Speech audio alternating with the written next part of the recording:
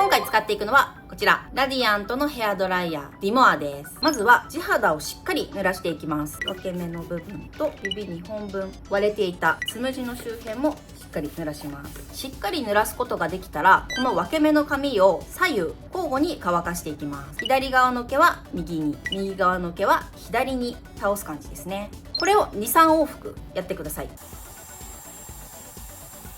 少し乾いてきたなと思ったら、逆側ドライヤーを持ち替えて反対に倒します。つむじもしっかりツヤを取っていきます。はい、これで完成しました。